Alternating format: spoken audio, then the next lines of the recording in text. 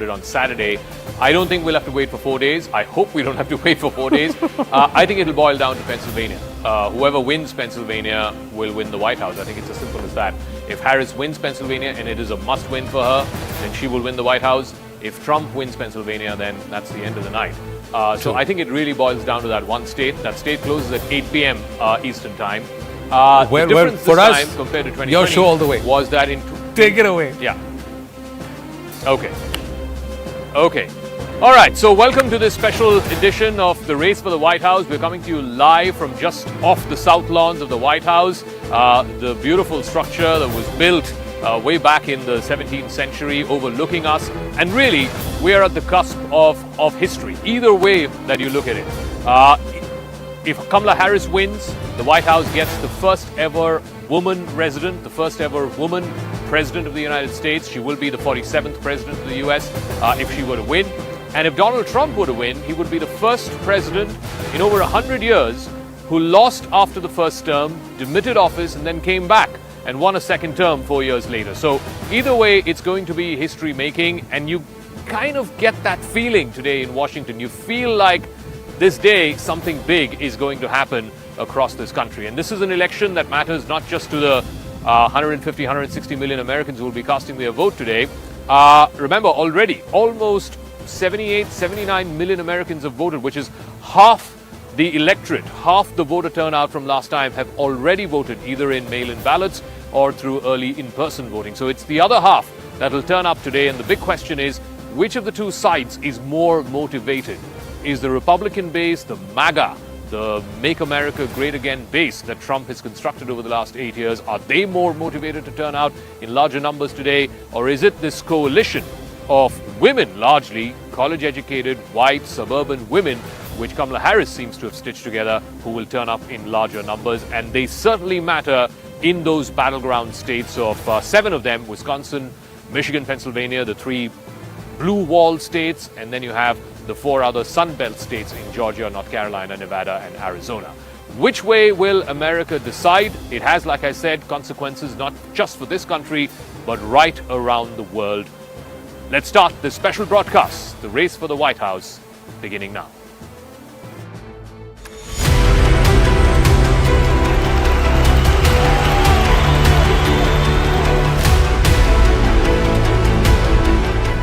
The most important issues on the ballot for me are access to health care for women. A lot of criminals, they have a criminal record and they're still being allowed to come into the country. The most basic one is the economy. Trade policies. I like to promote American workers more.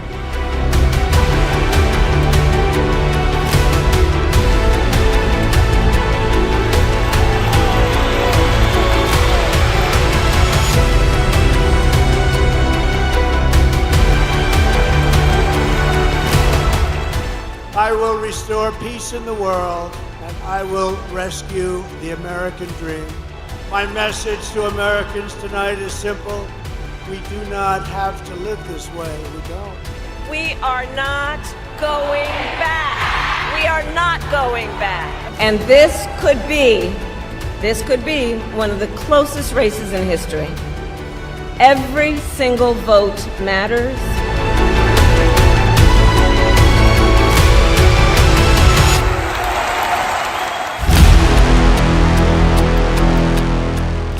Well, like I said, it's been a long, arduous campaign, both for Kamala Harris and for Donald Trump, and it boils down to today.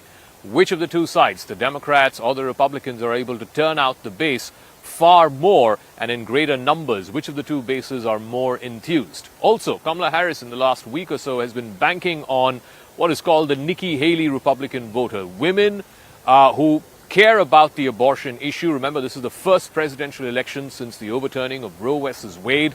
For a large number of women, suburban women, white women with college degrees, this is the number one issue on top of their ticket. For the wider electorate, it's about the economy. There was the ABC News Ipsos poll that came out a couple of days ago, which showed that economy is the number one issue for almost a third of Americans. And then, of course, there is also that rider that more than 70% of Americans feel that the country is not on the right track. And whenever that has happened, it is always voted anti-incumbent. So, I want to lay out the cards at the top of the show. For Kamala Harris, it's a straight and narrow path to victory. She has to win Wisconsin, Michigan, Pennsylvania, the blue wall states. She wins those three, she wins the White House. For Donald Trump, there are multiple options, and we will know later tonight. Remember, at 7 o'clock Eastern Time, which is 5:30 a.m. Wednesday morning in India, you will have Georgia close. If Trump retains Georgia, then the path becomes narrower for Kamala Harris. She has to win three blue wall states. If Harris wins Georgia, then it really blows up. Then it really opens up the race in a way that no one quite expected. None of the polls in Georgia so far have shown Harris leading. They've all shown a tight neck and neck within the margin of error poll. But remember, Biden won Georgia last time around by a mere 12,000 votes. It was the first time a Democratic candidate won Georgia in over 30 years. Bill Clinton was the last Democrat to win Georgia in 1992. So that's the first indicator to pick up. Then North Carolina, again, big state, 16 electoral college votes. Biden did not win North Carolina last time around. So if Harris flips North Carolina, that would again be a huge indicator that this race has been blown wide open. If she wins either of Georgia or North Carolina, she has multiple paths to 270. But as I suspect, and as the polls have been saying, that Trump is expected to carry Georgia, Trump is expected to carry North Carolina. Then we come to 8 p.m. Eastern Time, which is 6:30 a.m. on Wednesday morning in India.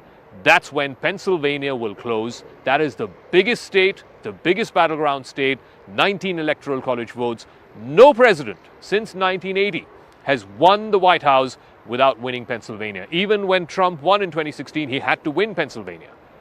When Biden won last time, he won Pennsylvania. And if Harris has to win today, then she has to win Pennsylvania. So all roads in that sense lead to Pennsylvania. But let's open this up to our guests and try and make sense of the rather historic nature of this election. Because we have seen both of these candidates sparring off for the better part of the last 3 months. Remember, Harris was never meant to be the candidate in the first place.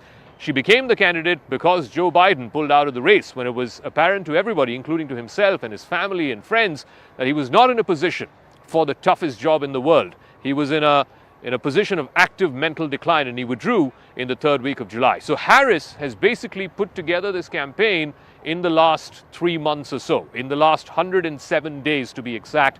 And if she wins tonight, it will be making history in more ways than one. Let me now open this up to our guest. Timothy Roma is former American ambassador to India. Mr. Gopalan Balachandran, very special guest joining us. He's an academic and an uncle of Kamala Harris. We'll be speaking to him extensively through the program. Professor Richard Painter is the former ethics lawyer of the White House. Professor Peter Kuznick is a professor of history and director of nuclear studies at the American University. And Harshvardhan Shringla, former foreign secretary to the government of India. Mr. Gopalan, let me start with you because it is quite surreal. I'm coming to you live from Washington, D.C. I'm overlooking the White House. And here we are in this moment where your niece, in about 12 hours, maybe about 15 hours time till we get the final results, is one step away from becoming the first ever woman president of the United States, the first ever African American woman president of the United States, and certainly the first ever Indian American president of the United States. What do you feel on a day like today? Look, this is really not a question to ask. If any of the panelists that are here, and if one of the relative, father, sister, brother is going to be the president, you ask them, how do you feel? They're not going to say, oh, I'm not happy at all. So it goes without saying that either niece or daughter, anybody, becomes a big president. Anybody, if she becomes the Indian president, I'll be happy. So that's not a question to ask at all. Okay? Now, my interest in this election is not because of Kamala Harris is my niece. Yes, I like her. My Shamla was my very favorite sister. But the point is this. I've been studying India-US relations for the last 30 years. And it is an important element for our future growth and of our future security. I'm interested more from that point of view than from the point of view that Kamala Harris is my niece. Okay? But I will be very happy. Okay? There's no question about it. But that goes without saying. Anything else? Mr. Gopalan, I do want to ask you though, I think you were here in the States back in August when she was at the Yes. Democratic National Convention. She officially became the Democratic Party's candidate. Did you get a chance to speak to her? You know, what did you tell her? What did she tell you? Just give us some insights. Let me tell you, she had invited me and my daughter and everybody for dinner at her place the day Biden announced that he was not going to run. She has just come from some outside campaign trip, but for two reasons, I've been very quiet about talking about Kamala for two reasons. One, the US politics is so toxic. That I say will be construed by the Republican and Trump supporters as Indians interfering in US affairs. So I kept quiet. I got my own views on many of the policies of US, which I thought I will not talk about for the last 2 years. But today and tomorrow, certainly I can talk because nothing they say will affect the outcome of the election. Two, I have talked politics with her, but then I never had really much difference because Shamla and I had same viewpoint on many of the issues. And I don't think I had many difference of opinion with Kamala on many things. Okay. So I didn't. And thirdly, as an uncle, you will, I am an uncle, I'm much older than that. What? I am at least 25 years older than her. So you feel a little bit more saying, I know everything, I don't want to talk. Okay. But I was with her when she ran for the Attorney General. I went with her to Sacramento and we had a talk on the way, and I was quite happy with some of the views that she expressed. Okay. So I'll be very happy. Okay. I don't see any difficulty at all in being able to reconcile my own political and social views with that of Kamala.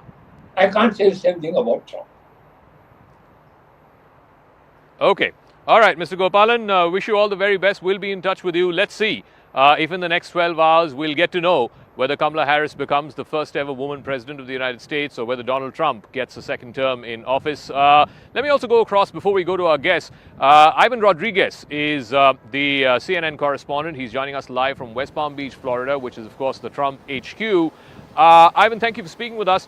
What is the mood in the Trump campaign? And just if you can throw some light for our viewers on the closing arguments of both the candidates. Yesterday, Trump was in Michigan, he was in Pennsylvania, he started the day in North Carolina. Harris, on the other hand, is just going all in on Pennsylvania. She had 5 rallies, all 5 of them on Monday, in the crucial battleground state of Pennsylvania. Zaka, good morning. Well, here the mood from Trump top aides from former President Trump is that they're cautiously optimistic that he will succeed. But again, they're also pointing to the fact that it's all going to be dependent on voter turnout, whether he does succeed and return to the White House, or whether we see him lose the election, whether that's tonight or a few days from now. But it's all pointing to voter turnout for them. That's a big reason why they've been hitting those key battleground states. As you mentioned, yesterday we saw Vice President Kamala Harris in Pennsylvania actually holding 5 events. She even went door knocking in a neighborhood, spoke with voters in front of their homes as well. Former President Trump making stops in North Carolina, Pennsylvania, and ending his campaign final stop in Grand Rapids, Michigan. And Zaka, that's actually the same place that he ended his 2016 and 2020 presidential run. So showing a little bit there of his superstitious side as well.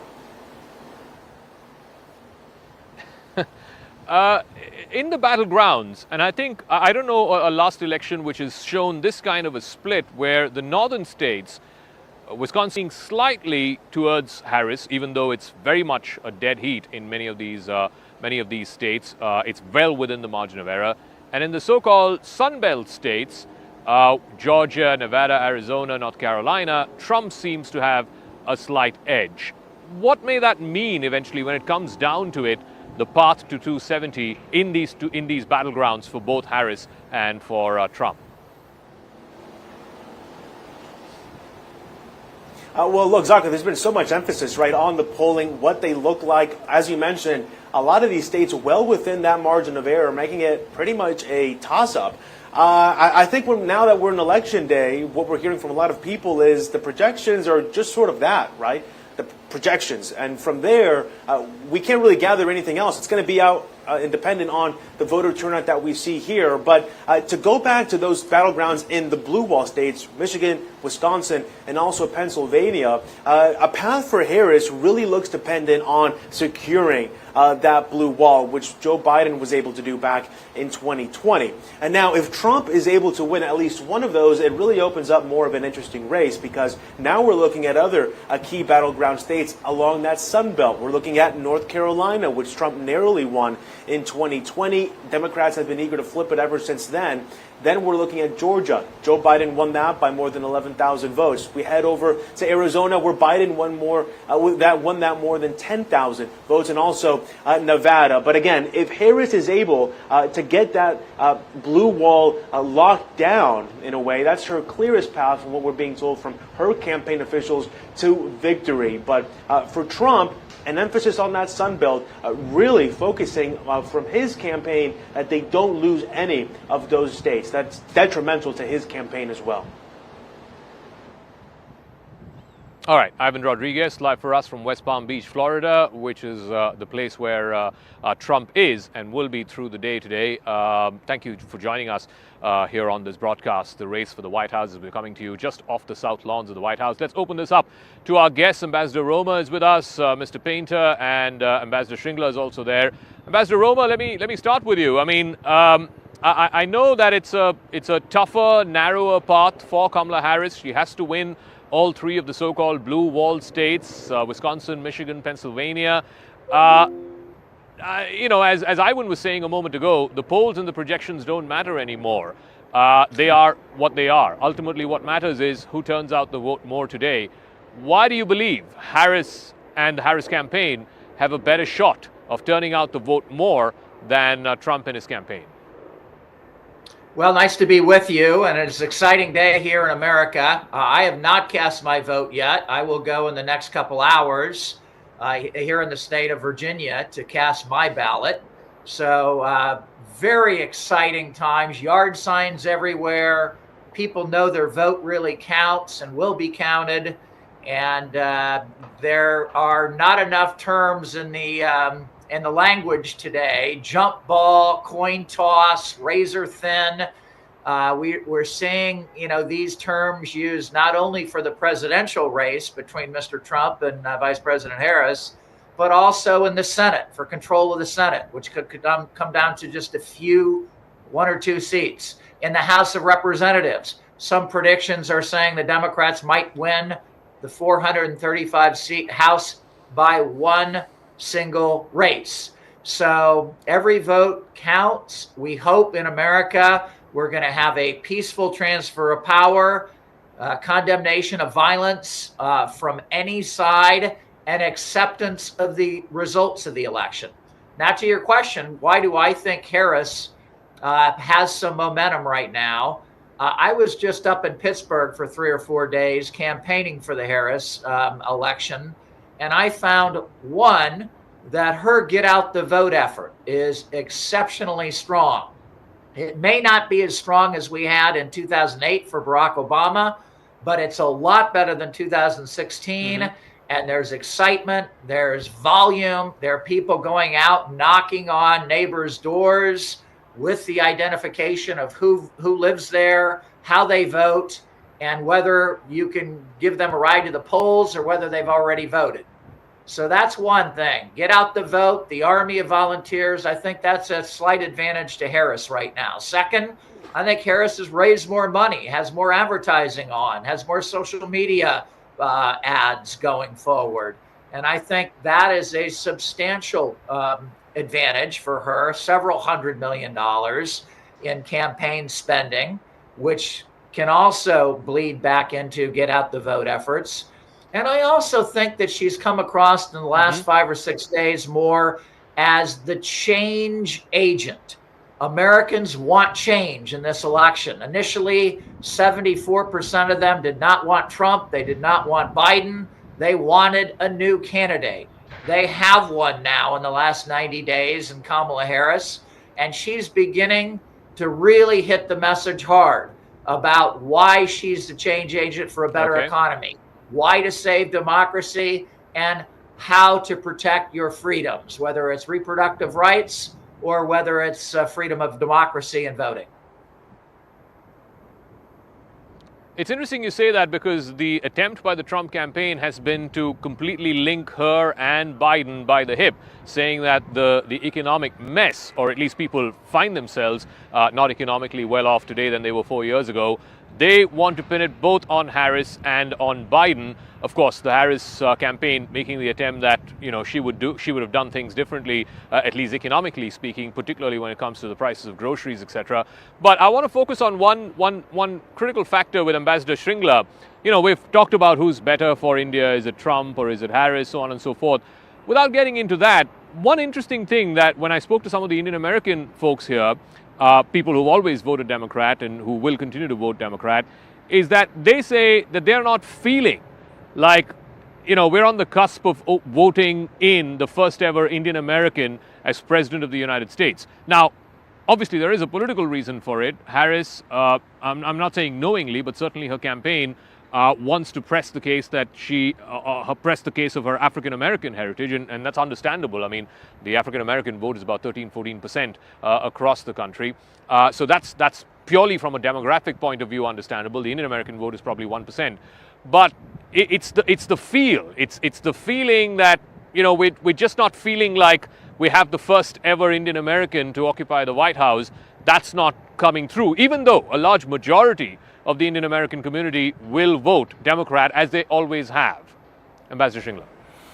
So, I mean, I think you're absolutely right in saying that Kamala Harris has underplayed her Indian roots, and I would put it purely on political considerations. I mean, after all, if she doesn't project herself as African American, she may not gain that African American vote, and that's what matters in politics in the United States. So it's understandable from a certain perspective, but you have to see that in 2020, when she was a candidate for the presidential elections, there was a lot of euphoria, especially in Tamil Nadu, in the area that her family comes from, etc. So this time there's less enthusiasm. And one of the reasons for that could be the same, downplaying of the Indian roots, the fact that, she hasn't visited India in the last 4 years as vice president, and also not spoken about India. If you see her entire campaign, India hasn't figured in her commentary, whereas Trump has spoken about India on a number of occasions.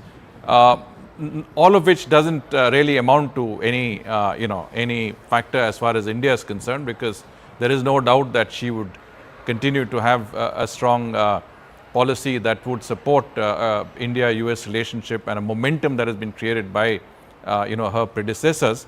But I'm just talking, we're just talking about the mood among the Indian American community, but also back in India in terms of the response generated by the fact that you have an Indian American candidate for US presidency. On the other hand, of course, even on the Trump campaign, you've got J.D. Vance's wife, who's Usha Chilikuri Vance, who's also of Indian origin. Correct. So there is a factor, an Indian factor is there in the presidential elections, whether we like it or not. There is a strong Indian element. There is some interest from that point of view. So the entire race is not without its huge interest factor, but the ethnic factor has become much less, simply because of the fact that Kamala Harris has not really focused on the Indian aspect of her roots, as opposed to the African American element. So let me also get Professor Painter in on this. One of the things that we're seeing in the early vote, 78, 79 million Americans have already voted. And in some key battleground states, we're seeing this in Michigan, we're seeing this in Wisconsin. We also saw this in Iowa, which is not a battleground state, but the Seltzer poll, which came out over the weekend, seeming to suggest that women are turning up almost 10% more than men, and they are breaking for Harris. And this is obviously on the back of the Dobbs Supreme Court verdict, the overthrow of Roe versus Wade. Do you think if Harris were to win tonight, and hopefully we will know later tonight, but if Harris were to win tonight, this is the one issue that she would have won on? Well, every voter is going to have different issues that are their priority, and certainly the right to choose with respect to pregnancies is an important issue for women and men. There's a strong feeling in this country that the government shouldn't be regulating people's personal lives, but there are other issues as well, and I think that one of the difficulties that Donald Trump is going to experience here is that he has condoned violence, and he has excused what happened on January 6th of 2021. And regardless of who wins this election, we are going to have a peaceful transfer of power in the United States. We are not going to tolerate violence. There is no excuse for violence from the extreme right or the extreme left. And Donald Trump has not made that point clear. He has not condemned the insurrectionists of January 6th. Indeed, he's been criminally charged in connection with that insurrection. And yes, we do have extremists who are violent on the far left. We have them trying to take over our universities and intimidate our Jewish students. We have those problems, but those elements have not infiltrated the Democratic Party anywhere near to the extent that the extremist elements have infiltrated the Republican Party. It's critically important to repudiate extremism and violence. There is no excuse for that type of behavior, and Donald Trump has not shown himself to be the type of leader who can effectively lead a democracy. And I think that's a big issue for a lot of Americans, including people like myself, who are quite a bit more conservative, certainly than the Democratic Party and the center of gravity in the Democratic Party. But we're not going to tolerate anyone in the White House who believes there's an excuse for violence or who makes up facts. I mean, Donald Trump lost in 2020. He may win tonight, but he lost in 2020. There's objective truth, and people don't recognize objective truth shouldn't be employed anywhere, much less in the White House. I do want to press on that point before I go to Professor Kuznick right after this. How much of a worry is that he will not concede? He's not conceded for 2020, and if tonight he loses, and it's likely to be a much closer election tonight than it was 4 years ago, that he will not concede. Already he's sort of ginning up his base to say that they're going to steal the election, they're going to fraudulently take away this election, and so on and so forth. Or is America better prepared than it was on January 6, 2021? Well, there will be a winner or a loser. We may not know tonight. It may take a few days. It may be like Bush versus Gore, which took a few weeks for the Supreme Court of the United States finally to rule. But there will be a winner and a loser, and the winner will become the next president of the United States. And people can protest all they want. If people get violent, they're going to get put in jail. The governors are standing by, ready to deal with it. There's a false rumor floating around that the Biden administration is thinking of using the military in connection with this election in the aftermath. That's absolutely a lie, completely unnecessary. The vast, vast majority of the American people will not tolerate violence in response to this election. So if Donald Trump concedes or doesn't concede, isn't going to make a lot of difference.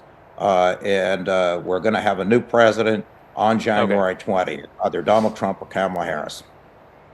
I'd like to just jump in on that question, too. Professor Kuznick, I think America is much better prepared in 2024 than we were in 2020 for a false claim by anybody, whether it's Donald Trump or somebody else, whether it's the Russians, whether it's the Chinese trying to hack into our election systems and sow doubt between our people and divide our people.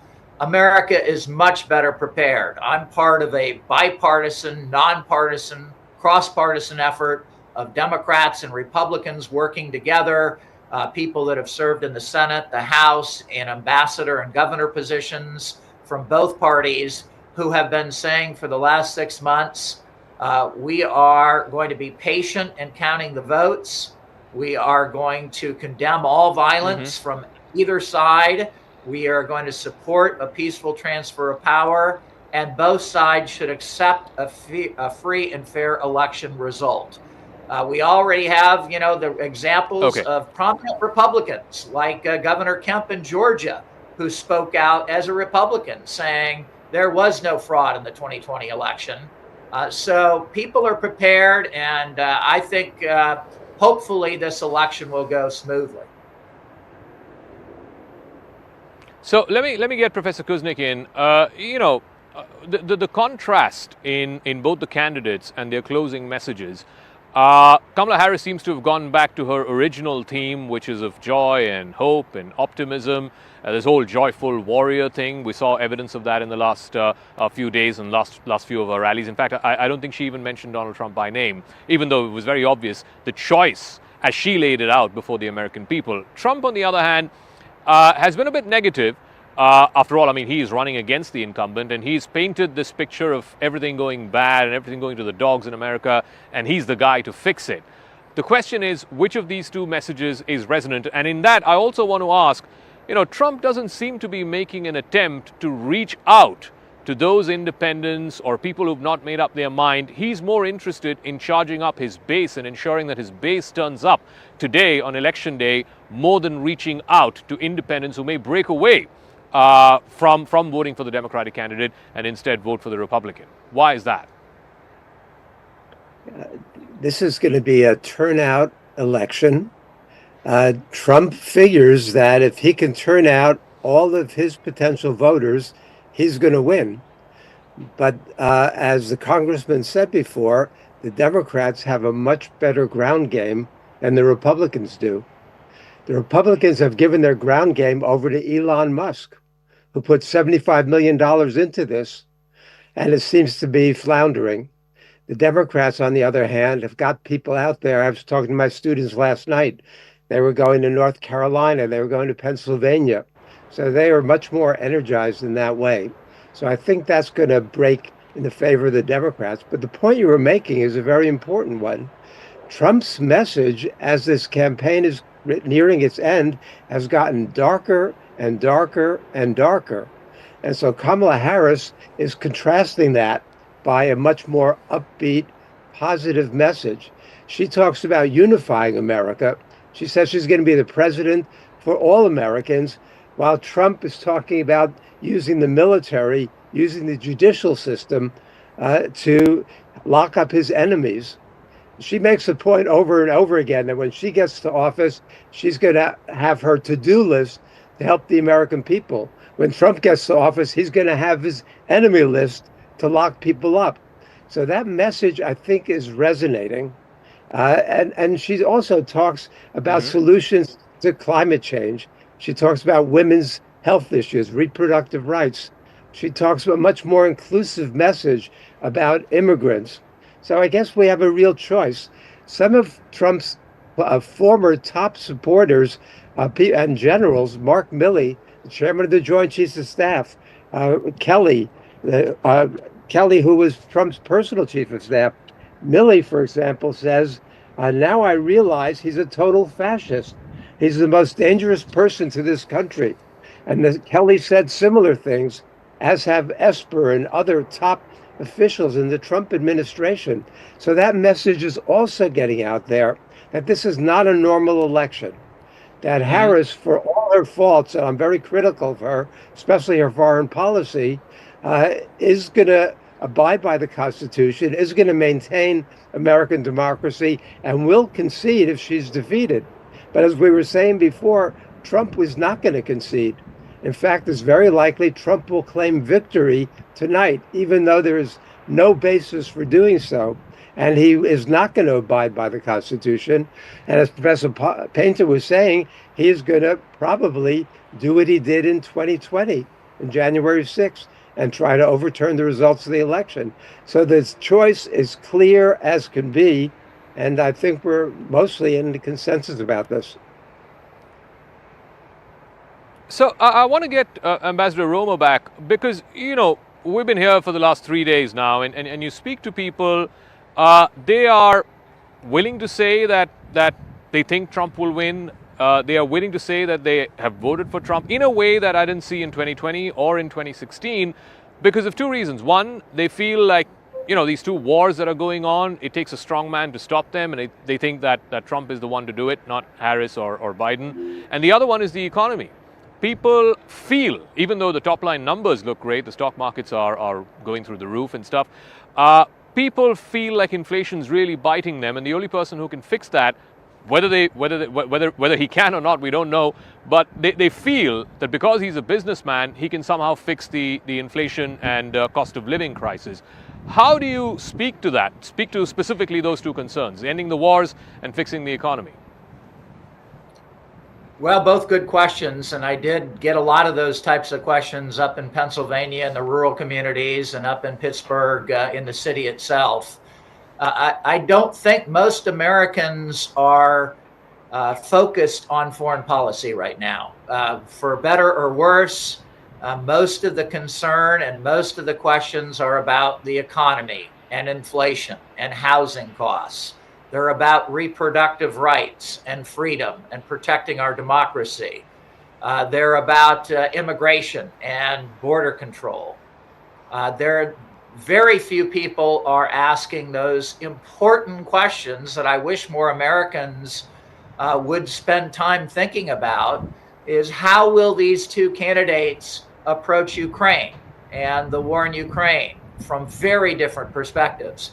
I think Harris's approach would be more along the Biden approach, to continue to have partnerships with NATO, to continue to be proactive in trying to strategically arm Ukraine to protect its sovereignty and its freedom, the courageous fighting that the people are doing, and to continue to encourage people like Prime Minister Modi, when he meets with Mr. Zelensky, to be a peacemaker, to be somebody who can be in the middle and encourage both the Russians and the Ukrainians to peace. So the foreign policy issues are just not at the tip of people's tongues, nor as important. And such is the case with the bilateral relations between the U.S. and India.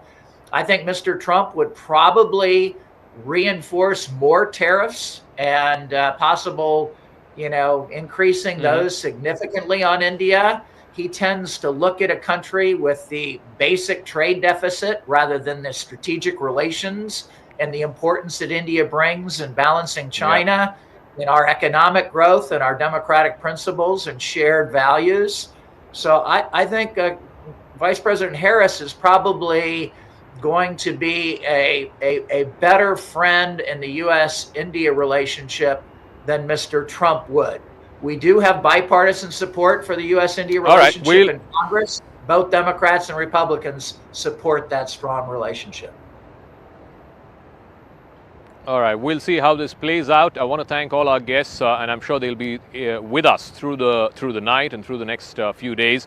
The important things to watch out for tonight, like I said, 6 p.m., most of the East Coast states shut, but they're not as relevant as the battleground states. 7 p.m. is when the first big battleground state, Georgia, closes. Watch out for that. Then 7:30 North Carolina, and the big one is 8 p.m. Eastern, which will be 6:30 a.m. tomorrow morning in India when Pennsylvania closes. And frankly, to my mind, it just boils down to this one state. Whoever wins Pennsylvania will win the White House. That's been the case since 1980. I don't see that changing in 2024. Quick break. On the other side, I've got an exclusive conversation with Dhruv Jaishankar of the ORF America. And we're talking about the Indian American vote, why, and we alluded to this earlier on in the program, why there isn't as much enthusiasm in the Indian American community at the very fact that one of their fellow Indian Americans is on the cusp of making history and becoming the first ever woman president of the United States. I also spoke to Shri Thanedar, who is again an Indian American congressman from Michigan, from a swing state, and why he believes Harris has his home state of Michigan in her pocket. So those two interviews coming up right on the other side of this quick break. Stay tuned to this special edition of The Race for the White House, coming to you live from just off the South Lawns of the White House.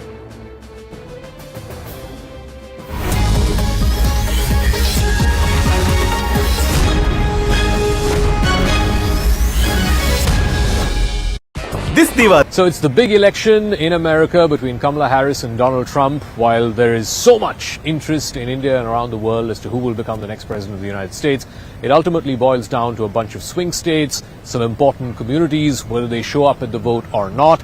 We'll also talk about the Indian American community, whether they are overwhelmingly Democrat or they split. Let's try and find a little bit more about this U.S. election, which is being closely watched, with Dhruv Jaishankar, Executive Director with ORF America. Thank you very much, Dhruv, for speaking with us. So, big picture, I mean, we're a day away from Election Day. Just how big is this election? What are the stakes? It's a big election. It feels like every 4 years there's a big election in the U.S. It's a very divided polity. Roughly 45% of Americans vote Republican, 45% vote Democrat. And really it's only about 5 to 10% whose opinion has to be swayed each election. And the divides are quite deep across age lines, gender lines, cultural lines, rural, urban. I think there's a big divide there. So I think this is playing out again as it is every 4 years. What do you think it'll boil down to? I mean, in such a close race, is it the swing states? Is it who's motivated more? Is it anti-incumbency? What's the big X factor? There are lots of X factors, which is what's making it hard to predict. The polls show pretty much a 50-50 split. 7 states will really determine this election. They're called the swing states. I find it hard to believe the winner will not be the winner of Pennsylvania. I think that will be a state that just mathematically, unless many other results go in a very unexpected manner, that's a state that both either candidate will have to win the election. That's the biggest. That's the biggest prize. Swing the biggest, state. Okay. And the margins are going to be very thin. So ultimately, it'll come down to voter enthusiasm for the two candidates. Whether more of Trump supporters come out to vote on Election Day, or whether more of Harris's voters come out.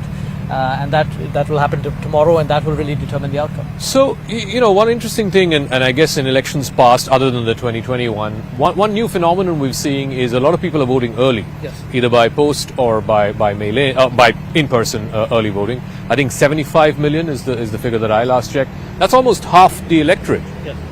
Is there anything in there for us to know that's perhaps the way in which this election is going? So that has really changed a large part because of COVID. The last election happened during the pandemic, and that led to a lot more early voting. Traditionally, early voting has favored Democrats, and so those are counted later. That suggests that in many states we'll see a blue wave, a Democratic swing later.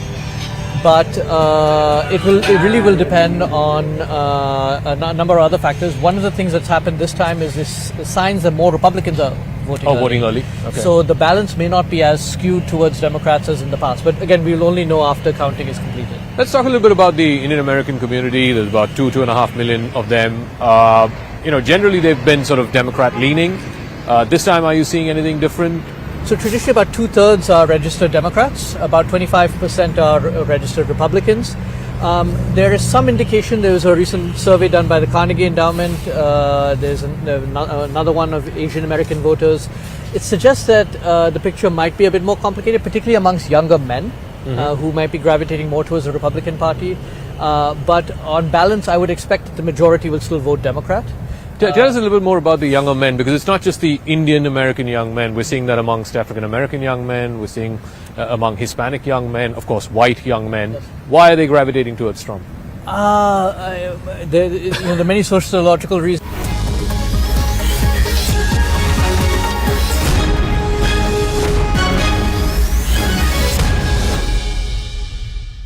So it's the big election in America between Kamala Harris and Donald Trump. While there is so much interest in India and around the world as to who will become the next president of the United States, it ultimately boils down to a bunch of swing states, some important communities, whether they show up at the vote or not. We'll also talk about the Indian American community, whether they are overwhelmingly Democrat or they split. Let's try and find a little bit more about this U.S. election, which is being closely watched, with Dhruv Jaishankar, Executive Director with ORF America. Thank you very much, Dhruv, for speaking with us. So, big picture, I mean, we're a day away from Election Day. Just how big is this election? What are the stakes? It's a big election. It feels like every 4 years there's a big election in the U.S. It's a very divided polity. Roughly 45% of Americans vote Republican, 45% vote Democrat. And really it's only about 5 to 10% whose opinion has to be swayed each election. And the divides are quite deep across age lines, gender lines, cultural lines, rural, urban. I think there's a big divide there. So I think this is playing out again, as it is every 4 years. What do you think it'll boil down to? I mean, in such a close race, is it the swing states? Is it who's motivated more? Is it anti-incumbency? What's the big X factor? There are lots of X factors, which is what's making it hard to predict. The polls show pretty much a 50-50 split. 7 states will really determine this election. They're called the swing states. I find it hard to believe the winner will not be the winner of Pennsylvania. I think that will be a state that just mathematically, unless many other results go in a very unexpected manner, that's a state that both either candidate will have to win the election. That's the biggest. That's the biggest prize. swing The biggest. And the margins are going to be very thin. So ultimately, it'll come down to voter enthusiasm for the two candidates. Whether more of Trump supporters come out to vote on election day, or whether more of Harris's voters come out. And that will happen tomorrow, and that will really determine the outcome. So, one interesting thing, and I guess in elections past, other than the 2021, one new phenomenon we're seeing is a lot of people are voting early, yes, either by post or by mail-in, by in-person early voting. I think 75 million is the figure that I last checked. That's almost half the electorate. Yes. Is there anything in there for us to know that's perhaps the way in which this election is going? So that has really changed a large part because of COVID. The last election happened during the pandemic, and that led to a lot more early voting. Traditionally, early voting has favored Democrats, and so those are counted later. That suggests that in many states we'll see a blue wave, a Democratic swing later. But it really will depend on a number of other factors. One of the things that's happened this time is this signs that more Republicans are voting early. Okay. So the balance may not be as skewed towards Democrats as in the past. But again, we'll only know after counting is completed. Let's talk a little bit about the Indian American community. There's about 2.5 million of them. Generally they've been sort of Democrat leaning. This time, are you seeing anything different? So traditionally about 2/3 are registered Democrats, about 25% are registered Republicans. There is some indication, there was a recent survey done by the Carnegie Endowment, there's another one of Asian American voters. It suggests that the picture might be a bit more complicated, particularly amongst younger men who might be gravitating more towards the Republican Party. But on balance, I would expect that the majority will still vote Democrat. Tell us a little bit more about the younger men, because it's not just the Indian American young men. We're seeing that amongst African American young men. We're seeing among Hispanic young men, of course, white young men. Why are they gravitating towards Trump? There are many sociological reasons. There's actually a very good book on this, on the sort of frustrations of younger men, particularly in developed economies, including the U.S., that they see fewer opportunities in the job market. They see they think that a sort of liberal agenda that prioritizes certain constituencies, including women, has been to their net disadvantage. And Trump and others seem to channel some of those frustrations. So they see an appeal there, and they see the doors closing on them more within the Democratic Party. There's also the other side, which is women, at least in this cycle, seem to be very motivated for Harris because of the abortion issue or any. Yes. So, just for people who don't follow it, this has been a very divisive issue. The Supreme Court in the U.S. overruled Roe v. Wade, which was a landmark legislation that gave essentially reproductive rights to women. And I think the fear among some women is that if Trump is elected, he will put on the courts, including the Supreme Court potentially, more conservative candidates, so that this will become more difficult in the years to come. Whereas, again, a Democratic president, because they get to appoint justices, will put in place more liberal-minded judges. I want to come back to the Indian American community. One big issue has always been about visas, immigration, H-1B, etc. And I think from the Trump years, people remember that he was very sort of strident on H-1B. Do you see that changing if Trump were to come back to power again? Absolutely. No, I think there'll be a few. Immigration is a big issue he has campaigned on. Both he at different times and his advisors at different times have had different messages around immigration. Some say he's only focused on illegal immigration, that he doesn't have a problem with legal, particularly high-skilled, which are often very Indians. And again, some of his advisors have emphasized that. But I think there's another issue, which is he plans on actually cutting funding for a lot of immigration processing. And that will, there will be people, and this will happen, I think, to Indians, which is that people who are coming here as students, as business people, as on work visas, and they may find that just the bureaucracy is so it'll take longer. It'll take much longer. And this happened in between 2017 and 2020. And in fact, what the Biden administration was trying to do is reduce those backlogs. But even now, the wait times that if you go to a consulate or an embassy in India, the wait times are very long. So I think that's not, again, directed at sort of a particular immigration policy per se, but I think those are the kinds of complications that one could anticipate if Trump is elected. What about on the bilateral relationship itself? I mean, has it got to a stage where it doesn't matter whether a Democrat is president or a Republican is president? I think it matters. I think the issue is India is not an election issue. Like Russia is. Russia is, Israel is, China is to some degree, Iran is, North Korea is even. But India's not, and that's good news. Nobody is campaigning on a tougher line on India, or both are trying to appeal to Indian American voters. I think the emphasis will be different, though. So for Trump, I anticipate that we'll have some challenges on immigration, as I mentioned, but also trade. And this is, again, not India specific. He wants to change trade policy very broadly, and this may include tariffs against India, which will lead to retaliatory tariffs by India against the US. I think with Harris also, I think there may be a shift, because there's no guarantee that her advisors will be the same as Biden's advisors.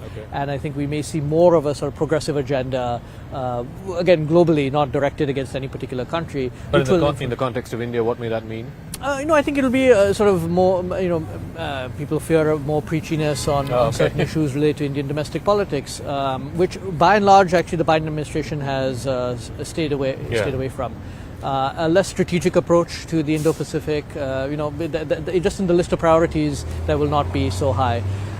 Will there be radical changes? I don't anticipate that, but I do think there'll be some changes around the margins. But it'll depend on personalities. Just as we sort of wind down, is there any enthusiasm amongst the Indian American community that Harris is of Indian heritage, Indian ancestry, and therefore this is, historic, for want of a better word? You think it would be a bigger issue than it has been. Surprisingly, it hasn't come up, and one can wonder why. I think primarily she has campaigned as an African-American political figure. And in some ways it makes sense. They're a much larger percentage of the population. That has been her base where she's risen up politically. She hasn't shied away from talking about particularly her mother and grandfather, her Indian heritage, the cultural attributes, but nor has she been very enthusiastic in claiming that mantle. So as a result, again, this is more anecdotal, we haven't really seen this, there hasn't been the level of enthusiasm we've seen amongst Indian Americans about this being a potentially historic first Indian American or Indian origin president of the U.S. All right, and finally, so I know it's close. Everyone's saying, it's going to go down to the wire. It'll boil down to a handful of states. But what does your gut say? I'm not in the business of making predictions, but I know is mostly to look at the different possibilities. I think one thing to expect is unpredictability. I think every one of the last few elections is surprised in some way, both Indian elections as somebody who follows Indian politics, but also U.S. elections. So I think expect some uncertainty, expect some surprises, even if around the margins. But let's see what happens. And we can get a result on Tuesday night? No, we won't. That is something I think that's pretty predictable. We won't get a result, I think, on election night itself, partly by how they count votes. So, a state like Nevada takes sometimes many days to count the votes. And if it's a close election, that will matter. Even Pennsylvania will take some time. So I don't think it may take a day or two at the very least to get a full result. All right, Dhruv Jaishankar, as always, a pleasure speaking with you. Thank you very much for joining us here on CNN News 18. With camera person Chintan Dev Puri at the Farragut Square here in Washington, D.C., this is Zaka Jacob for CNN News 18. It's going to be the closest election in an entire generation in the United States, and on election day, the choice couldn't be more stark between Kamala Harris, the incumbent vice president of the Democratic Party, and Donald Trump, the former president of the Republican Party. Now, it boils down to about half a dozen or so swing states or battleground states, one of which is the state of Michigan. And I'm now joined by the congressman from the 13th District of Michigan. Thank you very much, Sri Thanedar, for speaking with us here on CNN News 18. Thank you for having me. So let's start off with Michigan, because this is a must-win state. for Vice President Harris. 4 years ago, President Biden carried the state by about 150,000 votes or so. Not a very big margin, but this time around, they're saying the concern for the Harris campaign is that a lot of Arab Americans in your state are not willing to back the Democratic ticket because of what's been going on between Israel and Hamas in Gaza. So let's start from there. What is your message to them? Well, look, it's not a single issue election. We are dealing with economy, we're dealing with immigration issues. Biden Harris have created 16 million jobs. The stock market is all-time high. So the inflation is coming down. So it is Biden-Harris administration that has invested in infrastructure. There is just so much good work that has been done under the leadership of Biden and Vice President Kamala Harris. And we need to look at it also what Donald Trump means to immigrants. He's always been anti-immigrant. He was the one who brought the Muslim travel ban. So we cannot forget that. He has not been particularly good to the Muslim community in the past, and he would be a disaster on economy, because Democrats always do so well. So I think people need to look at who each of the candidate is, their character. Kamala Harris brings in this joy, a positive candidacy, where Trump is so angry and he's so upset and he is turning off people, like turning off women, Hispanics. He's just been very derogatory, very angry. So it's a difference of a night and a day that people need to look at in an entirety. Congressman, I do want to ask you about the Indian American community. There's a lot of them in your state, Michigan, as well. Do you see them as some kind of a swing constituency? They used to be always favoring the Democrats, but of late, some within the Indian American community also seem to be backing Trump. Is the Indian American community in your state also split like most other communities as far as this election's choice is concerned? Yeah, just like, the Arab American community is not a monolithic community. Just like that, the Indian American community is not a monolithic community. We have conservatives, we have liberals, we have moderates in the Indian American community. Their economy is a huge issue. Immigration is a huge issue.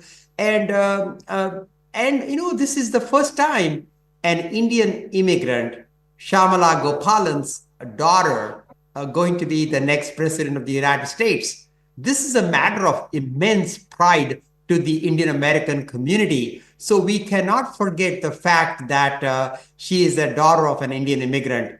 And this is history making. When Kamala Harris becomes the president of the United States, an Indian immigrant's daughter will be sitting there at the most important job in the whole world. Congressman, I do want to talk to you about one issue which has been rankling a lot of folks back in India and, of course, in the Indian diaspora, both here in the US as well as in Canada, about these attacks that are happening at Hindu places of worship, temples. The Khalistanis are at the forefront of it. How would you speak to those concerns? How would you address those concerns? Well, look, we are seeing attacks on minority Hindus in different parts of the world. Bangladesh, Hindus are tortured. Their places of worship have been attacked. In the United States, we have seen about 25 different temples have been attacked with graffiti and anti and hate messages. I have spoken with the State Department. I have written to the State Department, and I've asked the State Department that FBI investigate these crimes as hate crimes, and these need to be investigated. Those who are guilty must be punished to the fullest extent of the law. And as a United States Congressman of Indian origin and chairman of the Hindu caucus in the United States Congress, I'm urging Canada, the Prime Minister of Canada, to ensure that the rights of the minority Hindus in Canada are protected, and that they need to get special protection. and ensure that such attacks on their places of worship must be stopped and must be investigated. People in Canada, Hindus all across the world must be able to practice their religion without fear, without intimidation. And that's what I would ask the Canadian government to ensure and to make sure their human rights are protected.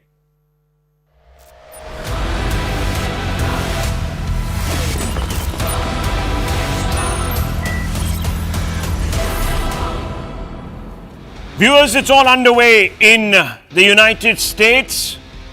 Polling stations are filling up, and it's going to be a long night. Let me tell you that. But viewers, in the end, the Biden-Harris administration has played true to form. In 2020, when they were elected, many analysts who examine American electoral outcomes from an Indian lens said that the India-US relationship enjoys bipartisan support on Capitol Hill. This measure of goodwill across the aisles will mean that India will retain its star valuation under a Biden Democratic presidency. This takeaway was specially trumped up, excuse the pun, because of Biden's sweep's ethnicity. Yes, Kamala Harris's Indian roots. It was assumed will have the quote potential to change Indian engagement with American politics as well as the United States, unquote, as well as responses to issues in India, unquote. But there was also a small minority of Indian analysts